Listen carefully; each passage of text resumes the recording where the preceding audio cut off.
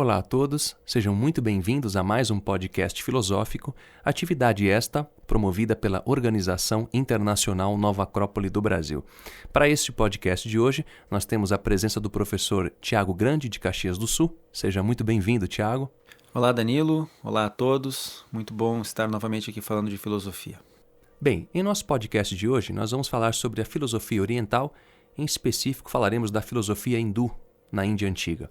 Tiago, eu gostaria que você começasse falando justamente sobre isso, porque, de um modo geral, nós temos ideia que a filosofia nasce na Grécia, não é? Com os pré-socráticos, enfim, com Sócrates posteriormente, e temos aí em Platão um dos grandes expoentes da filosofia. Mas, estudando um pouco mais, nós sabemos que a filosofia ela é muito antiga, sempre fez parte da humanidade. E como se dá a filosofia na Índia? Eu gostaria que você falasse sobre isso.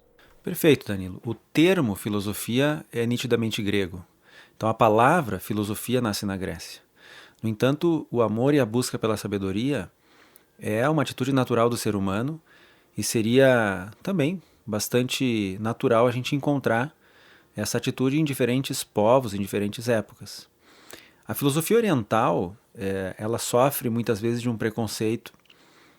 Algumas pessoas muitas vezes questionam a própria existência da filosofia no Oriente, dizem que no Oriente não havia filosofia, na Índia não é filosofia o que existe, mas é religião.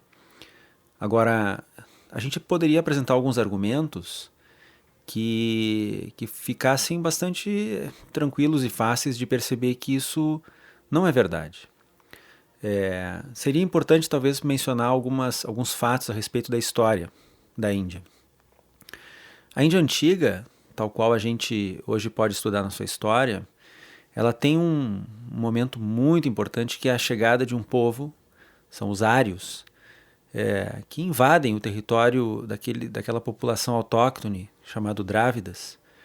E quando esses ários chegam na Índia arcaica, eles trazem consigo uma cultura bastante diferente da cultura que havia lá, a cultura denominada védica.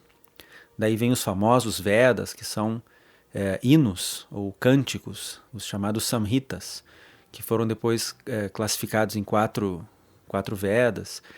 E toda essa cultura dita védica, ela acaba orientando a cultura e o surgimento de uma civilização que foi muito refinada. Chegou a ter um refinamento que rivaliza com a nossa civilização atual, dadas as suas contribuições em temas muito diversos, da arquitetura, a literatura, dos costumes sociais, a mística, dos estudos da astronomia e da matemática, aos estudos filosóficos propriamente ditos. E só para nos situarmos, Tiago, qual é a época desse período? Esse é um assunto controverso porque a escrita, a redação dos textos e desses conhecimentos situa-se mais ou menos em 1700, 1800 a.C. Porém, há uma tradição oral prévia. Portanto, fica muito difícil de saber de quando que exatamente a cultura de Aryavarta, dessa Índia arcaica, dos ários védica, começa. Mas a gente pode situar, assim, para os dados atualmente aceitos, por volta do século XVI, XVII ou XVIII a.C.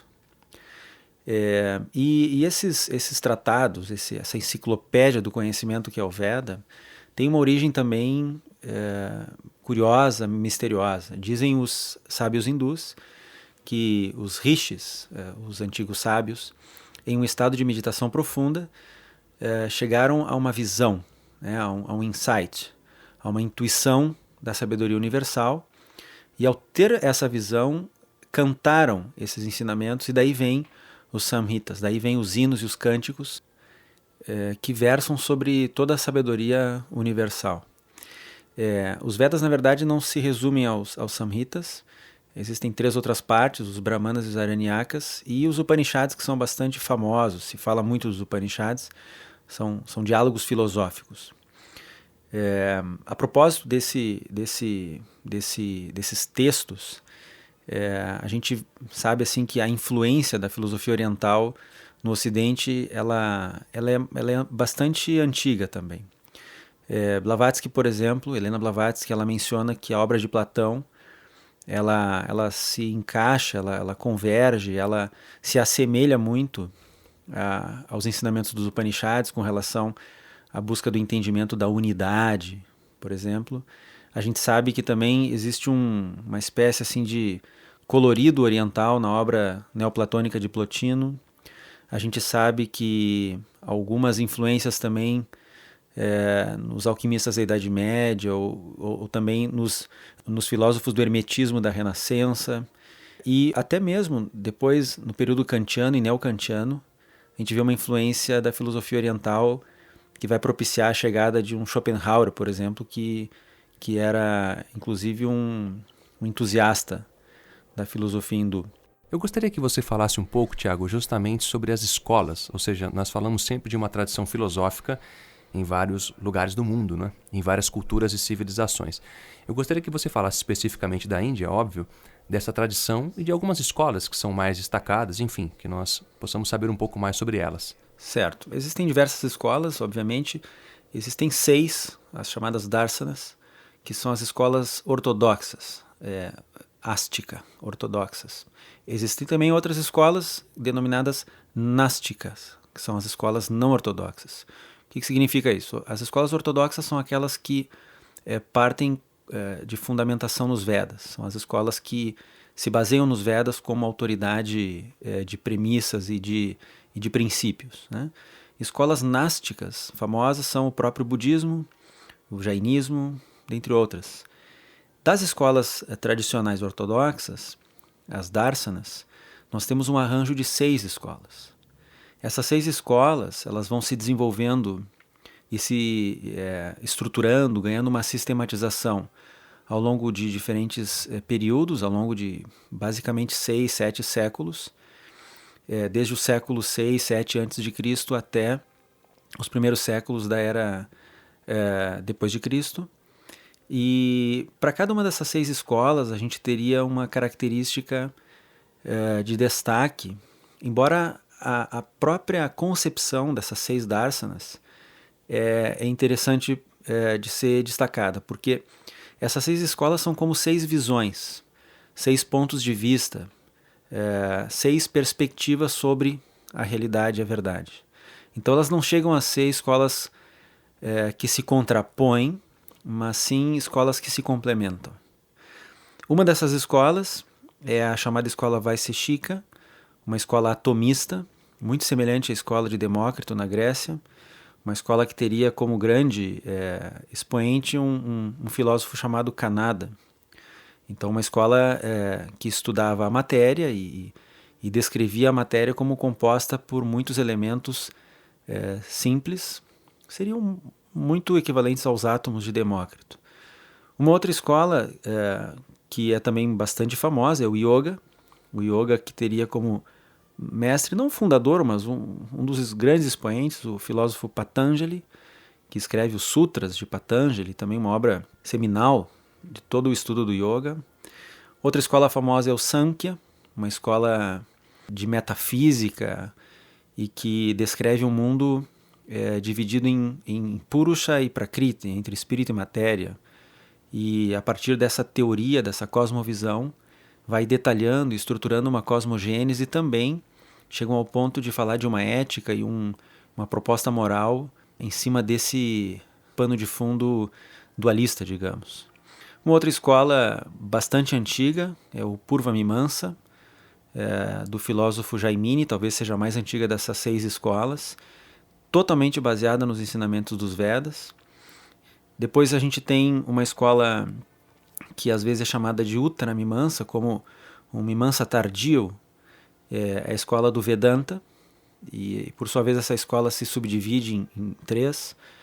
Um dos grandes nomes é Sankaracharya, um filósofo que andava pela Índia fazendo diálogos e através da dialética propunha que se chegasse ao entendimento da verdade, e dizem que ele andou pelos 4 cantos da Índia, norte, sul, leste e oeste, e em todos os diálogos em que ele se confronta com os gurus da época, ele sai, digamos, vitorioso e acaba tornando todos aqueles debatedores seus discípulos. E para completar essas 6 escolas, nós temos o Nyaya, que é curioso porque é uma escola de lógica. Então, quando se questiona se há ou não filosofia no Oriente, esse é um argumento bastante consistente, porque muitas vezes se questiona, por exemplo, se o yoga poderia ser enquadrado como uma escola de filosofia.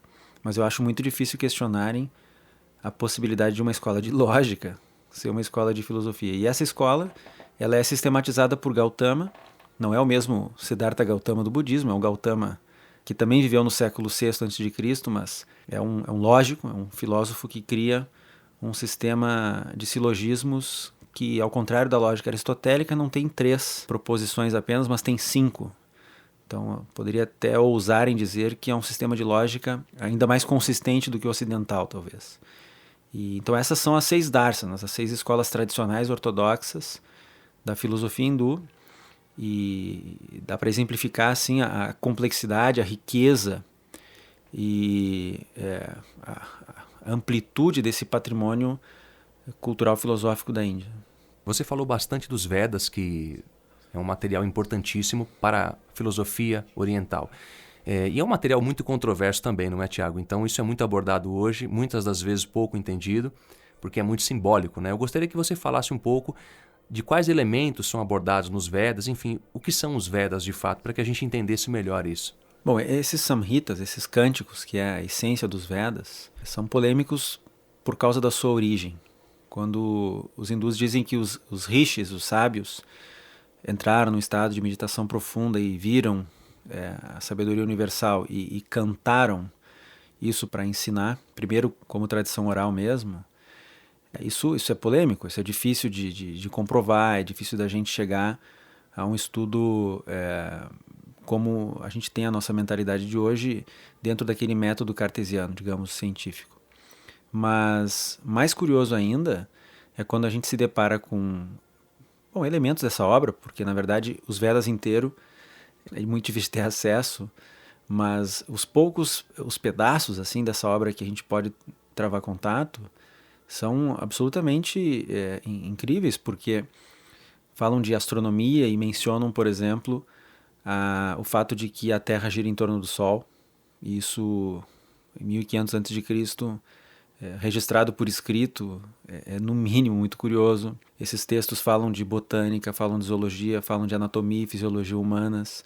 Esses textos falam de história, eles têm inclusive textos anexos, são chamados os Upavedas. E cada um desses Upavedas se especializa em uma área do conhecimento, por exemplo, a medicina, o famoso Ayurveda indiano é um dos Upavedas. Tem Upavedas que falam de arquitetura e urbanismo. Tem textos, sutras, axiomas, ensinamentos que compõem os Brahmanas e os Aranyakas, que são outras partes dos 4 Vedas, e que dizem respeito a uma filosofia metafísica, e às vezes são classificados também como textos ritualísticos e mágicos, porque esses estudantes e filósofos se dedicavam, numa vida quase monástica, a interpretar as leis ocultas da natureza através desses ensinamentos. Os Upanishads, por sua vez, que são, eu diria, a parte mais famosa para nós ocidentais dos Vedas, são diálogos filosóficos.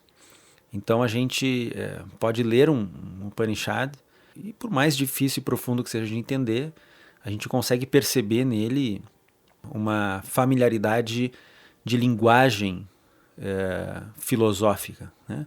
Claro, com todo aquele colorido oriental, mas acessível, eu diria acessível para o estudo e para a reflexão ocidentais. E dentro do que você mencionou, Tiago, nós estamos afastados desses conhecimentos temporalmente, digamos assim, há praticamente mais de 2000 anos, não é? Qual a importância de resgatar essas tradições? Ou seja, qual a importância de se ler isso hoje e como nós podemos, de alguma maneira, relacionar isso com a vida prática? Porque são escritos atemporais, isso traz uma sabedoria imensa, né?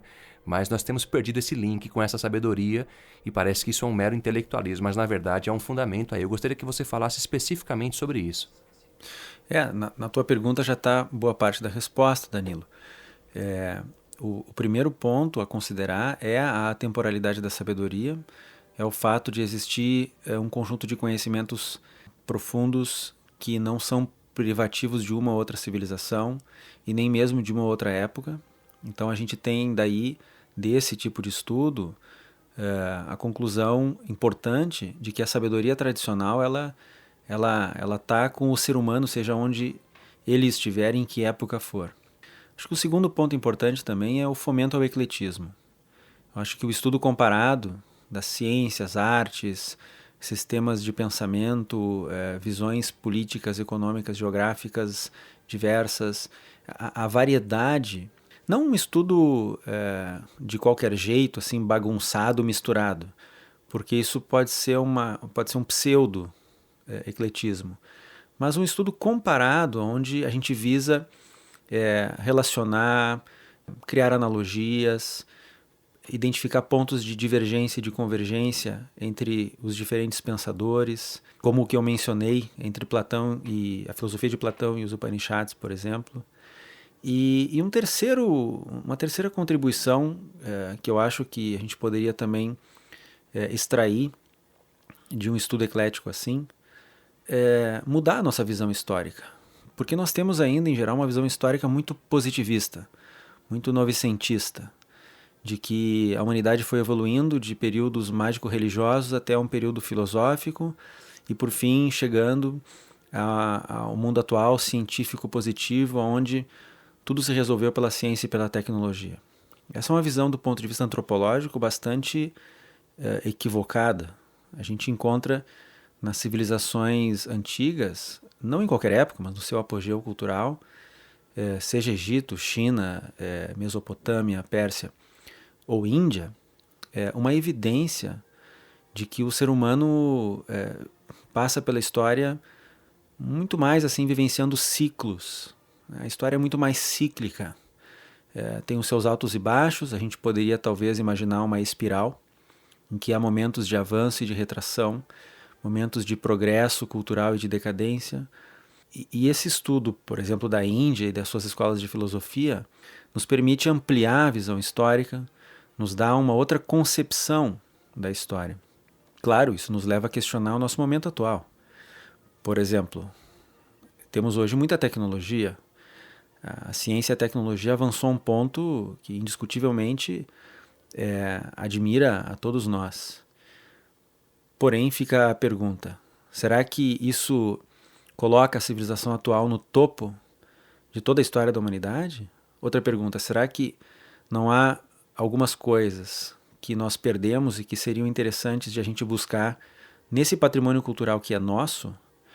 E no caso da Índia, a gente vê, como eu disse antes, uma civilização que chegou a um refinamento tão maravilhoso, tão grande, tão incrível, a ponto de que, por exemplo, a vida de uma pessoa, de acordo aos Vedas, ela tinha uma orientação para que a vida fosse tão intensa que o sujeito pudesse extrair dessa encarnação. Afinal de contas, os Vedas propõem uma visão do ser humano de muitas passagens pela Terra, né, por muitas encarnações, até conseguir se dedicar ao moksha, à libertação e a uma espiritualidade total, digamos assim. Mas sem nenhuma alienação, coloca a necessidade de vivenciar as etapas da vida, a necessidade de viver a vida com o máximo de intensidade possível e extrair o máximo que se possa do tempo entre uma encarnação e outra. E é interessante você tocar nessa questão do avanço ou do progresso humano, digamos assim, em que nós pensamos que pelo fato de termos a nosso favor, entre aspas, uma tecnologia cada vez mais avançada, isso implica que há um avanço humano em uma mesma direção. Mas o que se sucede é o contrário. Nós observamos que na história da humanidade nunca houve períodos de tanto enfrentamento, né? Eu gostaria que você encerrasse justamente, Tiago, com essa reflexão, ou nos levasse a essa reflexão, com uma mensagem onde falasse da importância dessa filosofia oriental, especificamente da filosofia hindu, quais são os elementos principais que nós podemos extrair dela e como nós podemos relacionar esses ensinamentos com a nossa vida cotidiana prática hoje, para qualquer pessoa que esteja nos ouvindo consiga refletir e falar, eu posso vivenciar algo disso, porque essa filosofia sendo atemporal, obviamente que ela é aplicável e útil para toda a humanidade. Então gostaria que você fizesse essa síntese e nos falasse algo sobre isso que eu acabei de perguntar. Um dos ensinamentos da filosofia hindu, independente das escolas, das darsanas, é a concepção da vida bastante não materialista, seja do ponto de vista da reencarnação ou mesmo da alma humana como um ser imortal. Aí a gente tem já uma concepção de existência bastante forte e importante, porque direciona todos os esforços humanos, individualmente e coletivamente. Se a alma humana é imortal, então, partindo dessa premissa, a vida, enquanto encarnados em um corpo físico, ela serve de aprendizado, ela serve de experiências, ela serve para realizarmos e expressarmos esse potencial interior que temos, seja individualmente ou coletivamente, quer dizer, na realização de uma sociedade justa e bela. Os ensinamentos hindus também sempre falam sobre Dharma e Karma. Dharma, segundo os Vedas, é a lei, é o conjunto das leis universais sintetizados numa lei cósmica, divina, que a tudo abarca e nada deixa de fora. O Karma seria a ação. Aliás, esse conceito muitas vezes é mal interpretado, né? Porque se fala do Karma sempre associado a algum sofrimento, alguma dor, e isso não é assim. Na realidade, a palavra Karma significa simplesmente ação, e nos Vedas, Karma significa a aplicação do Dharma, considerando que, às vezes, por falta de consciência, o ser humano não consegue aplicar o Dharma como deve, e sim, essa ação vai gerar reações. Então, Karma seria ação e reações e toda a movimentação que o ser humano tem, em todos os seus aspectos, desde o físico, o psicológico, o mental, atuando no mundo, está gerando ações e reações o tempo inteiro. Logo, o destino, o caminho, ele é uma realização humana que está de acordo com a possibilidade de consciência de cada um, mas ele pode ser escrito com a liberdade que cada um, através do domínio da sua vida, que possa ter. Quer dizer, nós temos a inteligência, a consciência, as faculdades da consciência para viver a vida e realizar, ou se esforçar para realizar o Dharma, quer dizer, esse potencial fantástico que cada ser humano tem. Eu acho que a filosofia da Índia também nos dá uma miríade de expressões. A gente vê assim a mitologia hindu com simbolismos de todas as variedades, com divindades que expressam as forças da natureza, porque é isso que são essas divindades, expressões das forças da natureza, símbolos de arquétipos, de ideias universais. E para um filósofo, quer dizer, não para um religioso, mas para um filósofo que busca interpretar, refletir, investigar e entender a essência desses elementos culturais, eu acho que sim, a gente tem muita coisa para aplicar hoje. Por exemplo, essa riqueza e essa versatilidade da Índia nos mostram como que o ser humano pode viver em conjunto a despeito das diferenças que temos, né? Todos somos diferentes, nenhum de nós é igual, mas a Índia é uma prova, não a Índia de hoje, que muitas vezes a gente, quando pensa numa civilização antiga, fica com a imagem moderna dessa civilização. Mas a Índia tem na sua essência cultural, a sua antiguidade, o seu clássico, a sua clássica cultura. E daí sim podemos extrair uma série de conceitos, de ideias, de parâmetros para uma vida consciente no mundo atual. Tiago, muito obrigado mais uma vez pelas suas palavras, pela sua explanação, e mais uma vez eu gostaria de agradecer a você pela presença. Seja sempre muito bem-vindo. Eu que agradeço e vamos continuar com o nosso amor pela sabedoria, seja de Oriente, de Ocidente, seja antiga, moderna, contemporânea, seja um dos filósofos que falam em grego ou que falam em sânscrito. O importante é falar a linguagem da alma e do coração. Essa é a linguagem humana e está para além de todas as diferenças geográficas e históricas. Exatamente. Bem, pessoal, dessa maneira encerramos então nosso podcast. Para aqueles que queiram nos contatar, podem fazê-lo através do e-mail podcast@nova-acrópole.org.br. E para quem quiser saber mais também sobre a Nova Acrópole, Escola de Filosofia à Maneira Clássica, podem fazê-lo através de nosso site www.nova-acrópole.org.br. acrópole.org.br. A trilha deste podcast é de autoria de Mozart, chamada Sinfonia número 40, em Sol menor.